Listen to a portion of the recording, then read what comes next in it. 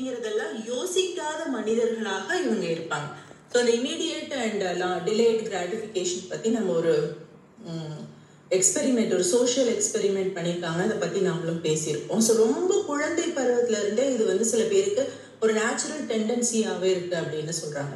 So சின்ன குழந்தைகள், அதாவது கிண்டர் கார்டன் படிக்கக்கூடிய ஏஜ்ல இருக்கக்கூடிய குழந்தைகள் மேல நடத்தப்பட்ட ஒரு ரிசர்ச் என்னன்னா, ஒரு மார்ஷ்மெலோ எக்ஸ்பெரிமெண்ட் அப்படின்னு சொல்லுவாங்க.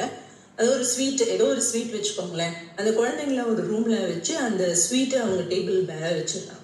வச்சுட்டு இந்த 15 நிமிஷத்துக்கு நீ இந்த ஸ்வீட்டை எடுத்து சாப்பிடாம இருந்தியானா நான் உனக்கு 2 ஸ்வீட் தருவேன் அப்படின்னு சொல்லிட்டு அவங்க அந்த ரூமை விட்டு வெளியில போயிடுறாங்க. ஆனா அந்த குழந்தைய கேமரா வாட்ச் பண்ணிட்டு இருக்கு.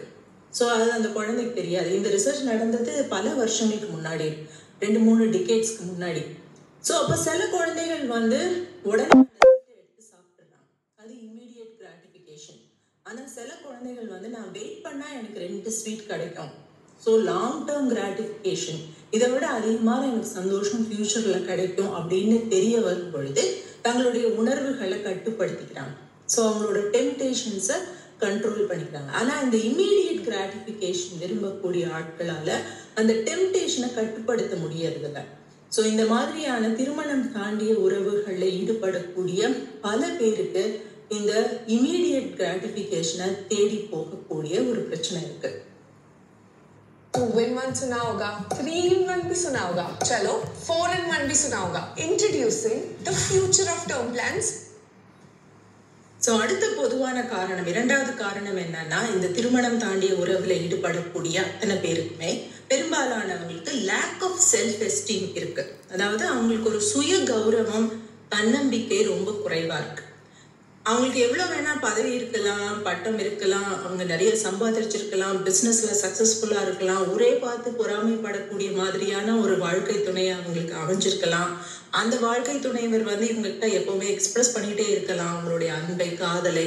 இது எல்லாமே இருந்தாலுமே கூட அவங்களுடைய ஆழ் மனதுக்குள்ள இது எல்லாத்துக்கும் நான் தகுதியானவன் இல்லை, அவ்வளோ ஒரு தகுதி எனக்கு இல்லை அப்படிங்கிற ஒரு இன்னர் வேக்கம் அவங்களுக்கு எப்போதுமே இருந்துகிட்டே இருக்கு. ஸோ அவங்களுக்கு அவங்க மேல நம்பிக்கை இல்லை, அவங்களுக்கு அவங்க குறித்தான ஒரு சுய கௌரவம், சுய மதிப்பீடு ரொம்ப ரொம்ப ரொம்ப குறைவா இருக்கு. ஸோ அப்படி இருக்கிற மனிதர்கள் இந்த நெக்ஸ்ட்னு அடுத்தடுத்த உறவுகளை தேடி போயிட்டே இருக்காங்க. ஸோ இந்த சுய கௌரவம் குறையறதுக்கும் இந்த மாதிரி ஒரு ஹாப்பிங் மைண்ட் செட்டுக்கும் என்ன சம்பந்தம் அப்படின்னு கேட்டீங்கன்னா, சைக்காலஜிஸ்ட் இதை ஒரு டெலியூஷனல் சாட்டிஸ்ஃபேக்ஷன் அப்படின்னு சொல்றாங்க.